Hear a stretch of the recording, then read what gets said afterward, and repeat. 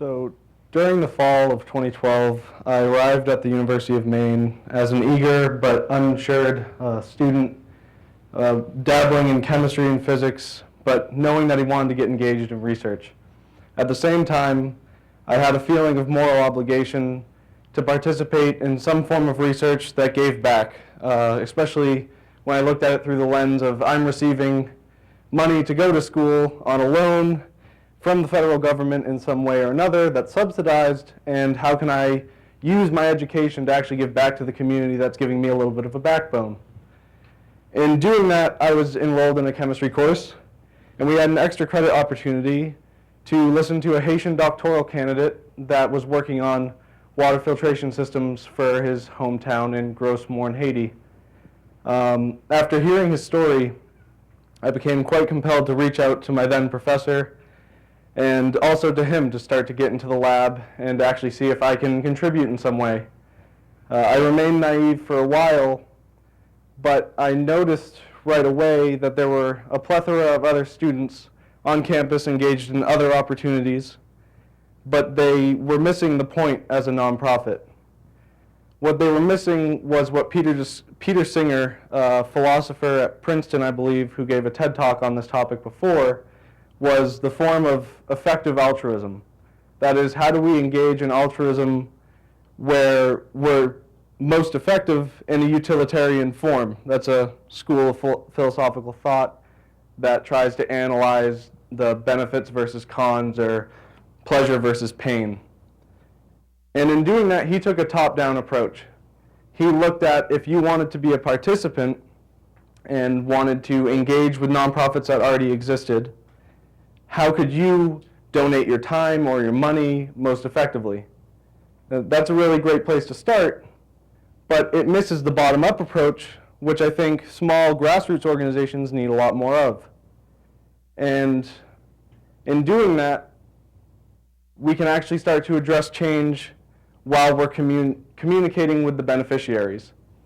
So with this backbone of knowledge and what my pursuits were during my freshman year at the University of Maine, I wrote a grant with the intent of pioneering my own research and starting to use this water filtration system that hadn't been used before. And it centered upon an extraction from wood pulp, and it was really fancy and jargon-filled papers. But it had never been tested before. And so given what my motivation was, given the fact that we had this theory from Peter Singer, how could we start to think about coming together with the student body and the community? And I arrived at 3 points. And those 3 points were that we needed to work collectively by not reinventing the wheel and by not using what I think is a Western way of thinking, where we impose our own solutions on people in Honduras, Haiti, Colombia, where we've worked and where others have worked. And when they impose their own solutions, they're not listening to those who are actually in need. They're not hearing what they have to say, and therefore they're not actually garnering the attention of what problems truly need to be solved. The second point has to do with letting go of ego. As I'll talk about later, that has to do with my own project, shelving that and moving on to actual means that create effective change, effective altruism. And then the third point ties in the first 2 points and centers on the basic idea of communication, not only between the beneficiaries and the small nonprofits or larger organizations, but communication within other organizations such that we can network as students at in nonprofits and as activists, where we network at a potentially annual conference and present our ideas to other students and start to talk about how we can come together and create the most change. So with respect to the first point, as I briefly mentioned earlier, there were a lot of nonprofits on campus, and I don't want to name names, but they were conjuring up solutions to what they thought were problems in theory. And they are problems. Water filtration, water sanitation is a real problem. It's a real dilemma.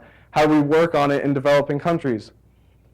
But instead of coupling what they wanted to do and what they wanted to achieve with people that were on the ground getting their hands dirty, and the people in those communities, they missed the point. They would engineer very complex filtration systems using pipes and have to undergo excavations and need maintenance. But if the people don't have 4 years of engineering experience, they're not going to be able to provide that maintenance, and the engineers that implemented it aren't going to be able to go there every so often and fix the problem. We want to have sustainable change.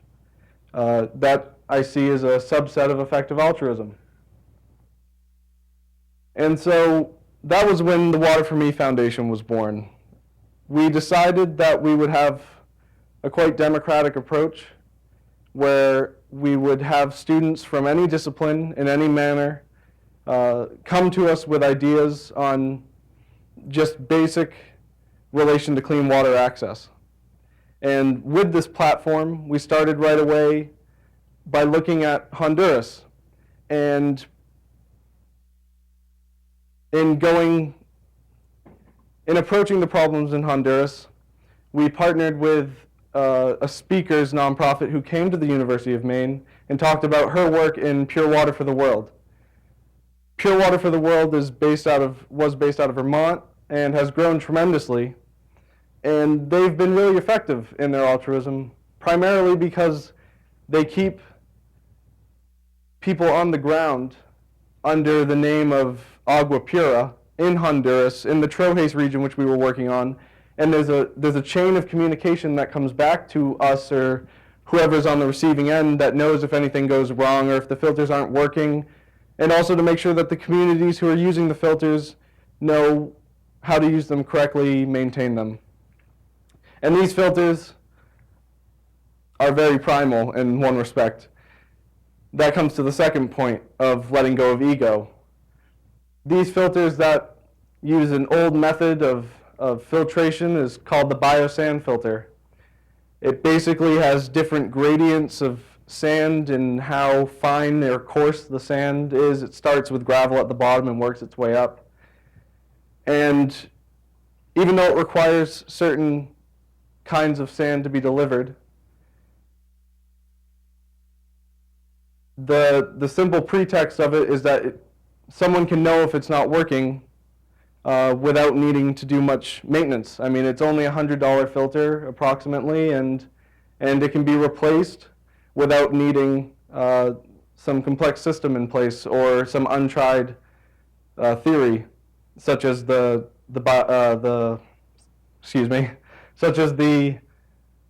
filter that I was first working on my freshman year.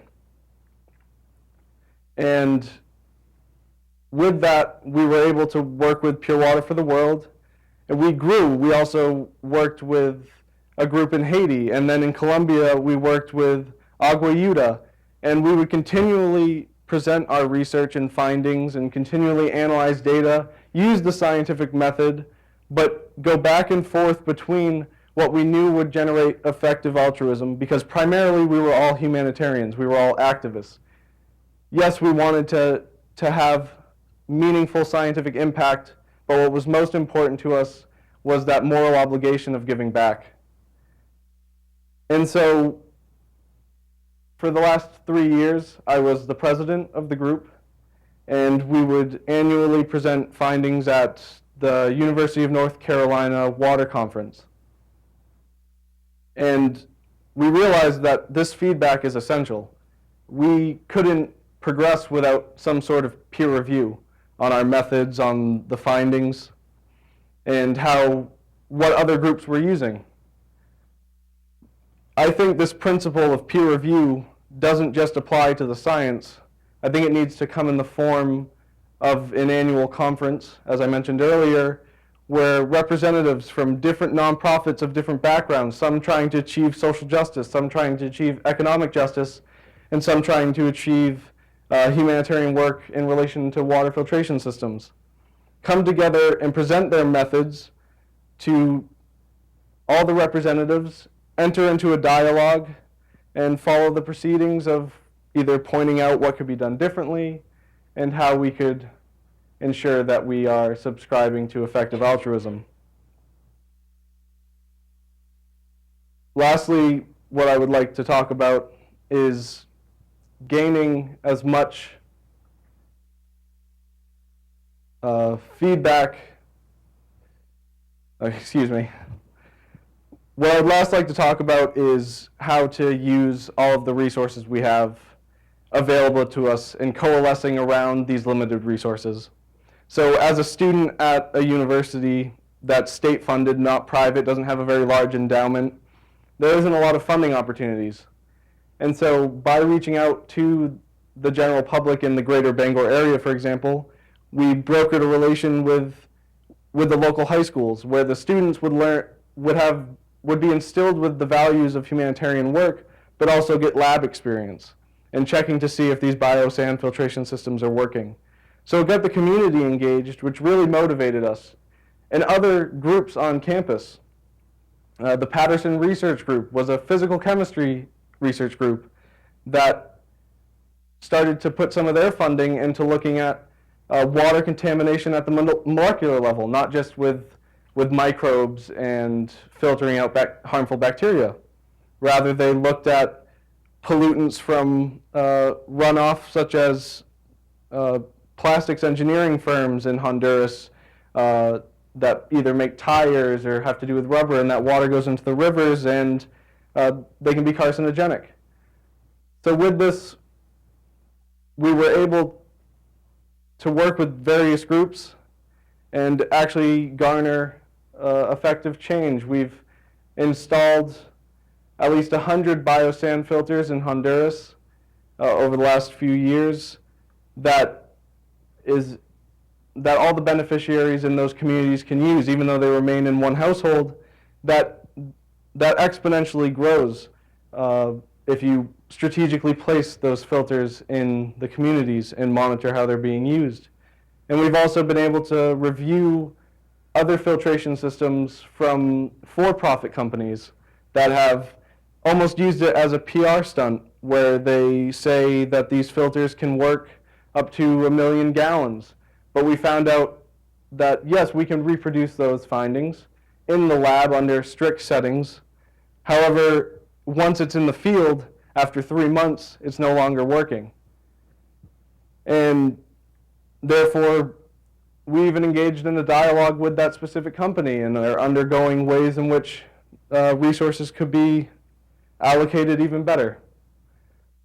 So, given the theme of this talk as being answers, I view what I've shared with all of you today as some sort of a primer.